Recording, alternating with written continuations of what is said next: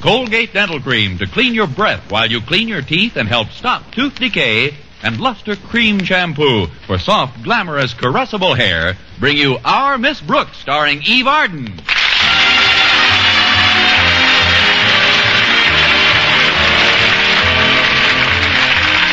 It's time once again for another comedy episode of Our Miss Brooks, written by Al Lewis. Oh, old friends, like old songs, are said to be mellow with age. Our Miss Brooks, who teaches English at Madison High School, feels that this is very definitely true. Especially when it comes to our beloved principal, Osgood Conklin. Although Mr. Conklin isn't exactly old, or actually a friend, he does remind me of an old song. Sweetest little fellow, everybody knows. Don't know what to call him, but he's mighty lacking in something. What it is formed the topic of our conversation last Friday morning when my landlady and I sat down to a particularly early breakfast. Here's your coffee, Connie. Thanks, Mrs. Davis. I can't understand your constant friction with Mr. Conklin. He isn't naturally mean, is he? I should say not. He's had to practice for years. Oh, it isn't all his fault. I think a lot of his bad temper is due to his high blood pressure. I guess it is. When did he get his high blood pressure, Connie? 5 years ago this coming February.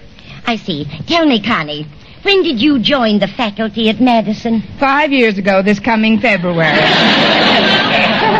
That is a coincidence, isn't it? It could be, but I'm sure Mr. Conklin doesn't think so. You're so right, Mrs. Davis. He blames me for almost every little accident that occurs at school. That's why he's made me school safety supervisor. It's his ironic way of getting even. Getting even? For what? Oh, a few little incidents that occurred last week. What kind of incident? Well, like last Wednesday after school. I happened to be leaving the building just as Mr. Conklin started down the steps, and I noticed a pencil lying right in his path. Naturally, I didn't want him to slip on it. Did you pick it up? Oh, there wasn't time for that. All I could do was jump forward and nudge him aside. Well, that certainly couldn't have made him angry. I nudged him down the whole flight of stairs. My goodness, Connie, was he badly hurt? Oh, he wasn't hurt at all. Just a few lacerations here and there. And his glasses were as good as new after some minor repairs. Minor repairs? 2 new lenses. Anyway, now you know why Mr. Conklin declared this to be Safety Week at Madison. Well, I think it's a splendid idea. If everyone took proper precautions, accidents couldn't happen. Except to Mr. Conklin. Now, if you'll excuse me, I better get ready. Walter Denton's picking me up early today so I can check things before Mr. Conklin's inspection tour. All right, dear. Oh, before you go, would you like another egg or some more toast? No, thanks, Miss Davis. If I'm going to travel in Walter's car, I've got to watch my weight. The last time I rode up front with him, the back wheels didn't touch the ground once.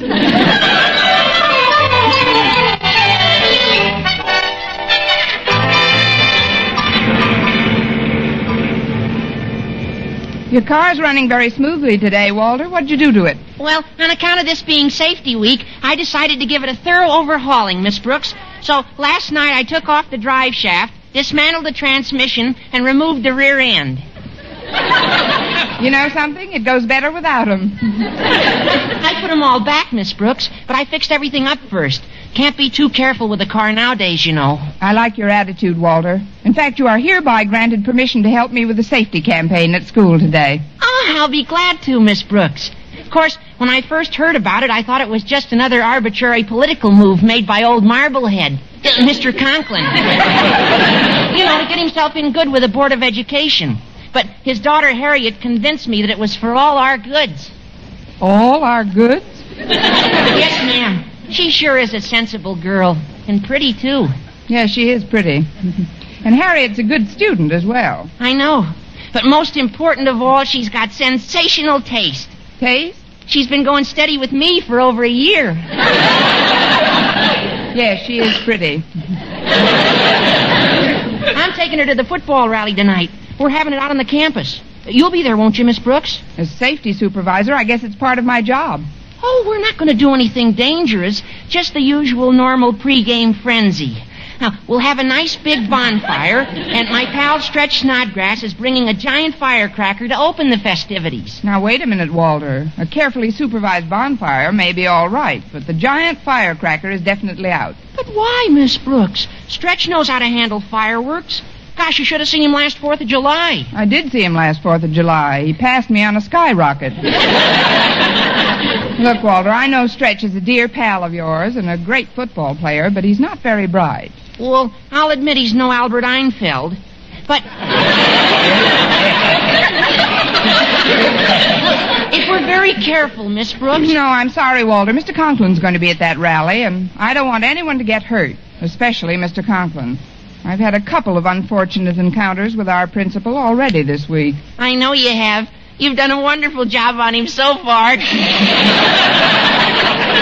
I was there when you helped him down the steps Wednesday after school. Boy, he sure was mad. Your presence didn't help matters any, Walter. Well, gosh, all I did was hand him back his glasses and say I was sorry. That isn't quite all you did, Walter. You handed him his glasses, and you said you were sorry, and then you giggled right in his face. Well, I couldn't help it, Miss Brooks. In times of great emotional stress, I always giggle.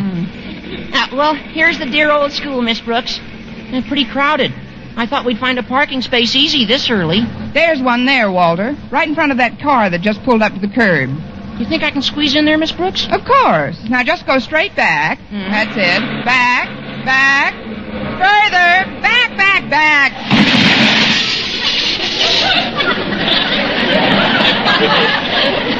You've got about a foot. Gee, we gave him a pretty bad whack. I wonder whose car it is. I'll get out and look on the steering wheel. Don't strain yourself, Miss Brooks. It's my car you've partially destroyed. Mr. Conklin.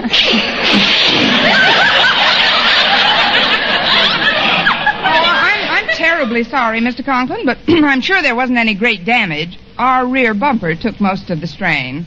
Your rear bumper took most of the glass out of my headlights, too. I'll get those fixed up for you in a jiffy, Mr. Conklin. I'll just run over to the repair shop. Shut And...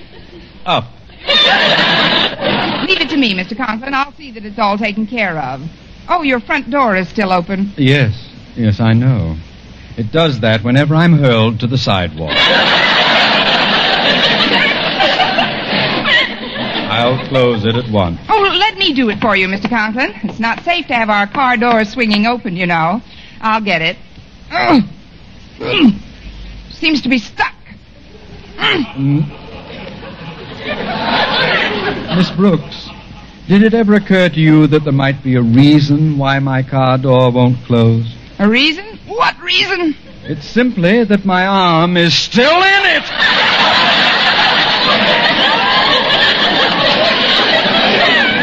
Oh, I'm sure we'll be able to... Your arm? Oh, is it hurt, Mr. Conklin? I'm becoming inured to pain. But now that you've started your day in an ideal manner for a safety supervisor, I suggest that we continue on into school. Of course, sir. Just one thing, Miss Brooks. I want you to do me a small favor. Oh, anything, Mr. Conklin. What is it? Will you give me a 5-minute head start into the building?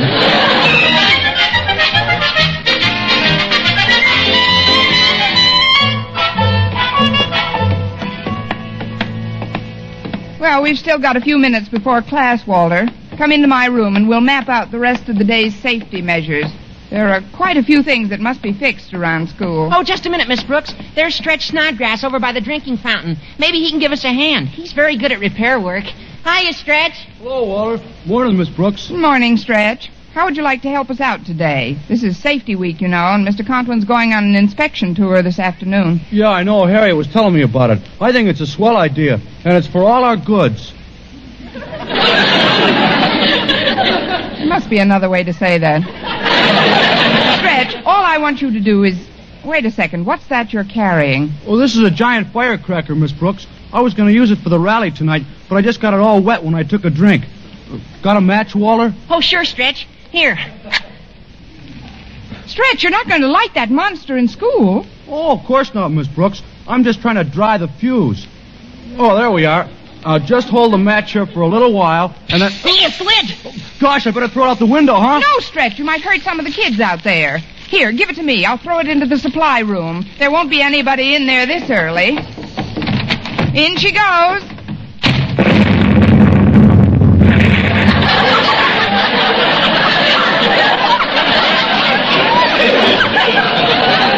Oh, thank goodness we got rid of that thing without hurting anyone. Look, Miss Brooks, the doorknob. It's turning. But who could possibly have been in there? Who else?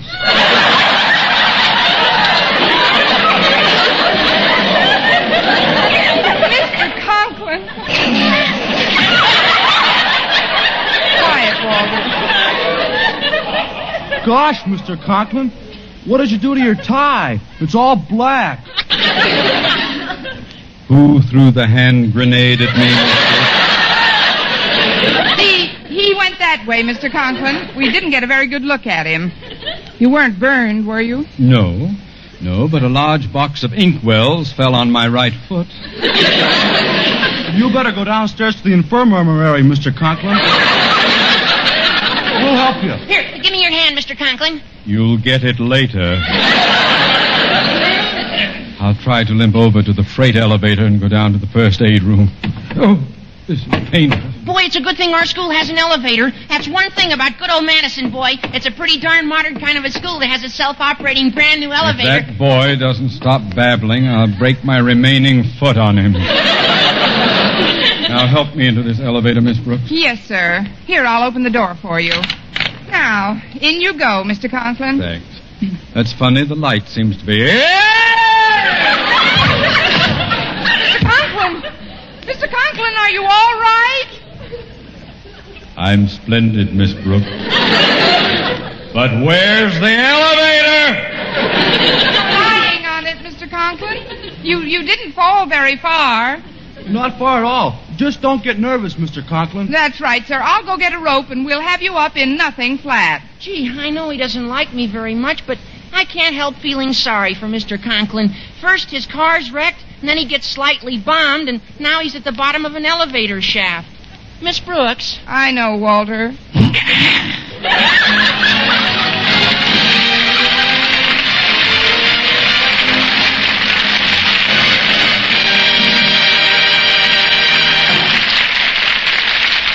Our Miss Brooks, starring Eve Arden, will continue in just a moment, but first, here is Vern Smith. Now, proof that brushing teeth right after eating with Colgate Dental Cream helps stop tooth decay before it starts. Continuous research, hundreds of case histories, makes this the most conclusive proof in all dentifrice research on tooth decay. Eminent dental authorities supervised hundreds of college men and women for over 2 years. One group always brushed their teeth with Colgates right after eating. The other followed their usual dental care. The group using Colgate Dental Cream as directed, using Colgates exclusively, showed a startling reduction in average number of cavities, far less tooth decay. The other group developed new cavities at a much higher rate.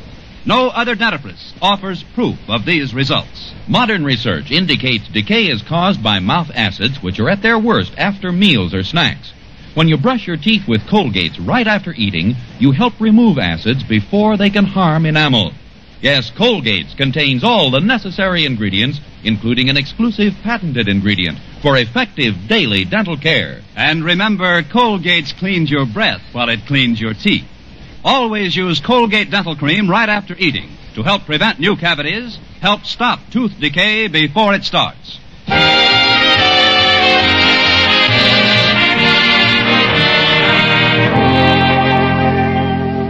Well, after placing an out-of-order sign on the elevator and instructing the custodian, Mr. Jensen, to repair the safety gate as soon as possible, I resumed my hobby, teaching.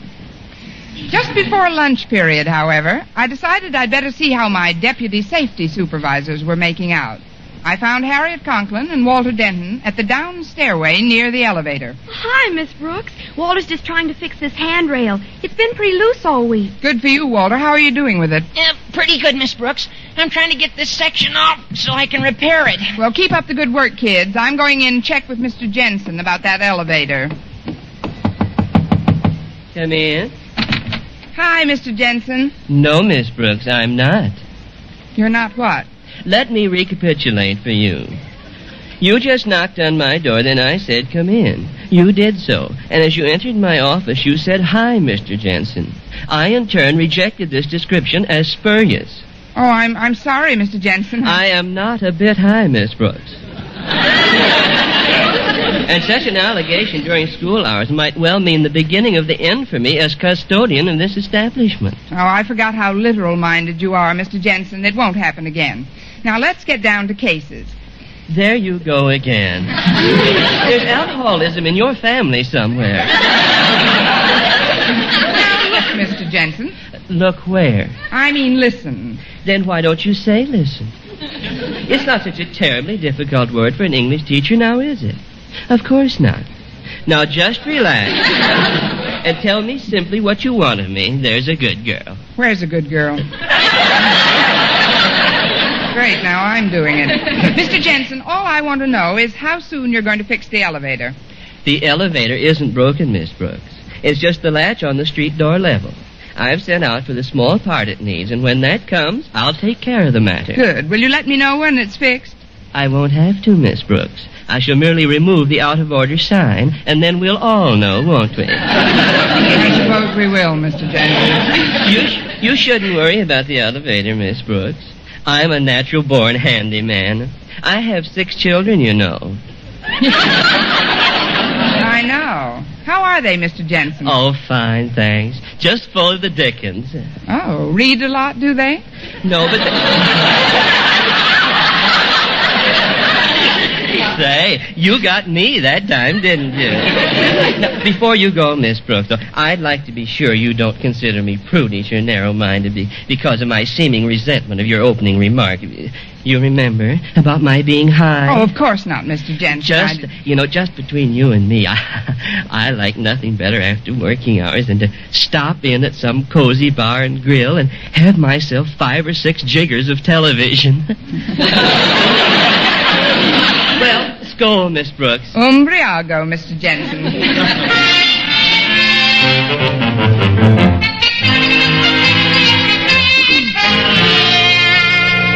I don't like to curtail a teacher's lunch period like this, Miss Brooks, but I'll explain the reason in a moment. First, how are things in the safety campaign progressing? Oh, fine, Mr. Conklin. The elevator will be attended to very shortly, and everyone is pitching in to help put Safety Week over in a big way. Good. And, Mr. Conklin, may I say that in spite of some of the unfortunate incidents of the day, you look very well indeed. I do? Yes, sir. Your bandages are extremely neat. Thank you. They do a nice job downstairs in the infirmary. But about our necessity for speeding things up. I just received a call from the Board of Education, Miss Brooks, and they're sending a new inspector over today to observe the result of our safety plan. Today? But when, Mr. Conklin? Any time now. He's a Mr. Blanchard, very good friend of Mr. Stone, the head of the board. I'm going to make a last-minute tour before he comes, of course, but first, Miss Brooks, I'd like you to look at this electric fan. Electric fan in October? It's a safety model. If this sample meets with Blanchard's approval, we may put these in every room during the warm weather. Here, I'll start it. Now, go ahead, Miss Brooks. Put your finger in the fan. My finger? Go ahead. Perfectly safe. Well, thanks just the same, Mr. Conklin, but I prefer the old-fashioned manicure where the fingers stay attached to the hand. Well, these are rubber blades, soft as tissue paper. Watch. I'll put my finger in. In, out. In, out. See? Nothing happens to it at all. It's a wonderful idea. Well, we'd better get going now. I'd like to inspect the fire extinguishing apparatus. Yes, sir. Oh, I'll open it.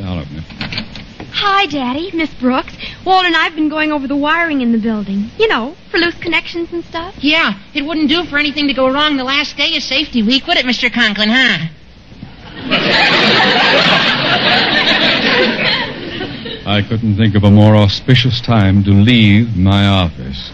If Mr. Blanchard is coming over, I'd better tidy up the place a bit, Daddy. I brought some glass wax for the window. It'll just take us a few minutes. You come along with me, Mr. Conklin. We'll check the fire apparatus. Very well, Miss Brooks. Now, you check the lamp connections, Walter, and I'll dust off Daddy's desk. Okay, Harriet. I'd better take this fan off it so that you can... Oops! Oh, gosh, I dropped it. I hope it didn't break. Well, snap it on. Okay. Gosh, nothing happens. It's busted, all right. Oh, what does your dad need a fan for in this kind of weather anyway? It must be his high blood pressure, Walter. But don't worry about it. We'll just put this rubber one away and get the one he's got in his closet. It's an old-fashioned one with steel blades, but it's better than nothing. Oh, sure. What's the difference as long as there's something cooling off old Marblehead? Your daddy.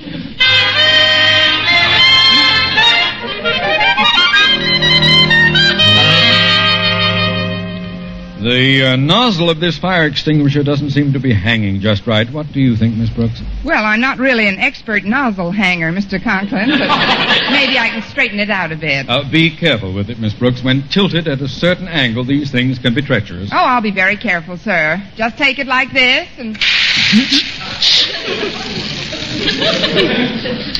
You certainly were careful, Miss Brooks. Not a drop missed me. Take my hanky, Mr. Conklin. Here, I'll put this thing back where it's... Put that thing down! Yes, sir.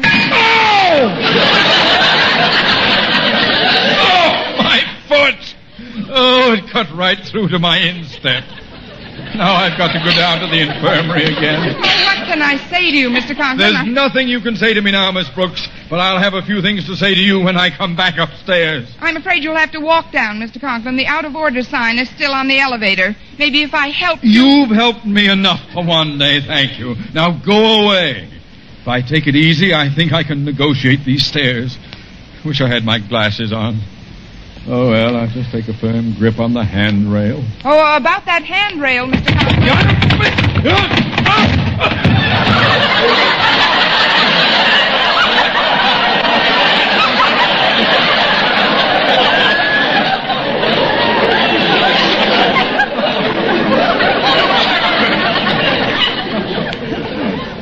Yes, Miss Brooks? There isn't any.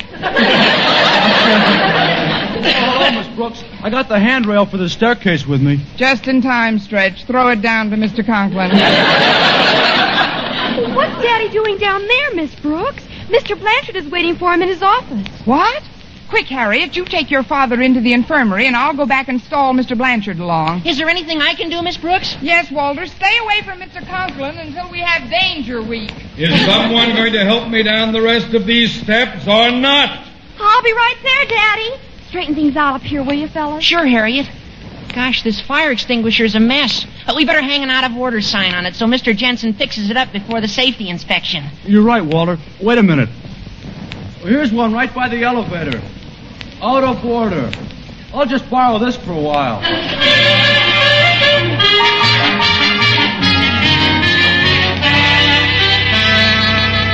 So you see, Mr. Blanchard, as safety supervisor for Madison High, I've worked very closely with our principal. In other words, Miss Brooks, you've been at Mr. Conklin's side constantly. Oh, yes, indeed. I've been at his side, on his feet, in his hair. That is to say, we've worked hand in hand all through the week. Fine.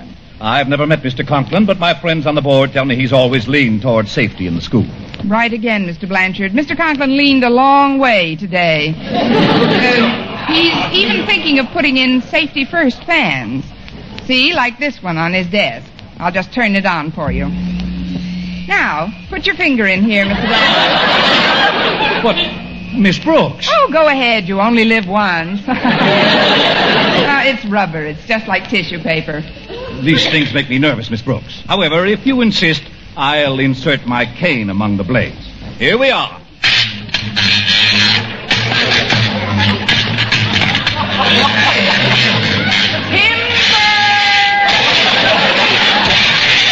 Shut this thing off!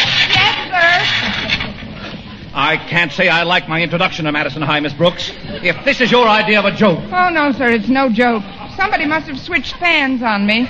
Well, I think perhaps I'd better meet Mr. Conklin and... Ouch! One of those flying splinters lodged in my thumb. Let's see. Oh, come on, Mr. Blanchard. We'd better go down to the infirmary. The infirmary? But it's just a sliver. I can... Please, sir, follow me. That's one thing we insist on at Madison. Prompt care must be taken of the slightest accident. But, Mr. Conklin, I've got to see him and... Well, this is a shortcut.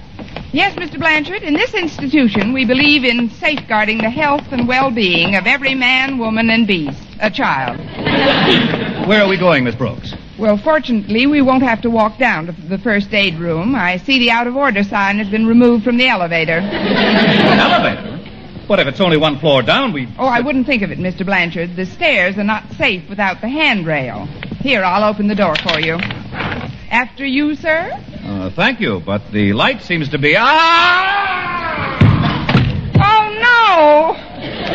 Pardon me, Miss Brooks, but I understand Mr. Blanchard has arrived. Tell me, has he been here very long? No, sir, he just landed. He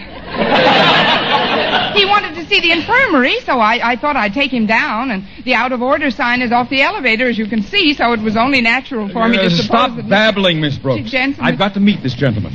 If he's in the elevator, that's where I...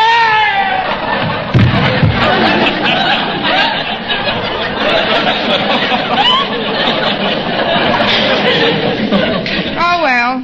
Look out below! Mr. Blanchard, Mr. Conklin. Mr. Conklin, Mr. Blanchard.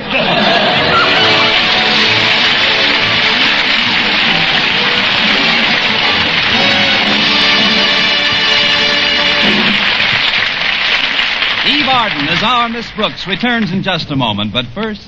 Dream girl, beautiful luster cream girl. Tonight, yes, tonight, show him how much lovelier your hair can look after a Luster Cream shampoo.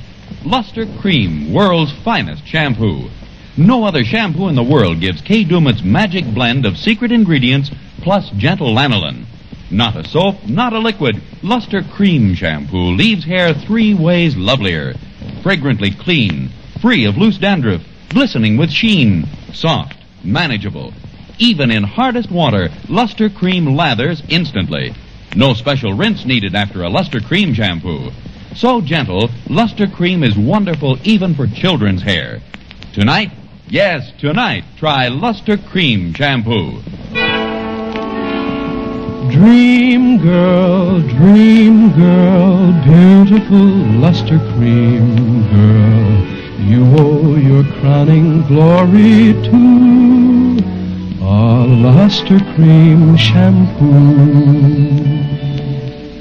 And now, once again, here is our Miss Brooks. Well, after Mr. Blanchard awarded Madison High a safety pennant with a picture of a skull and crossbones on it, I left the scene of the crime and hurried home.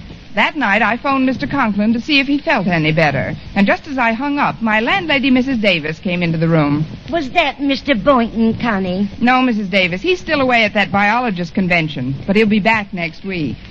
I just had the most peculiar conversation with Mr. Conklin. What did he say? He just recited a little rhyme to me. It's one I haven't heard since I was a kid. A rhyme? Which one, Connie? He just said, "Sticks and stones can break my bones, and you didn't do a bad job either."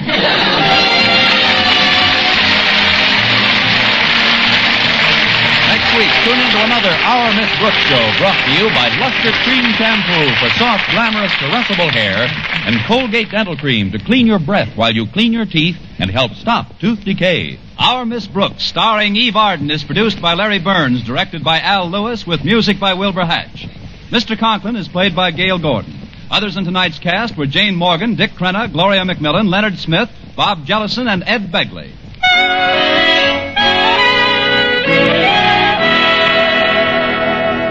Here's good shaving news. 3 men out of every 4 can get more comfortable, actually smoother shaves with Palmolive brushless shaving cream. This is not just a claim. Here's the proof. 1,297 men tried the Palmolive brushless way to shave described on the tube. And no matter how they shaved before, 3 men out of every 4 got more comfortable, actually smoother shaves. Try Palmolive brushless yourself. See if you don't get more comfortable, actually smoother shaves the proved Palmolive brushless way.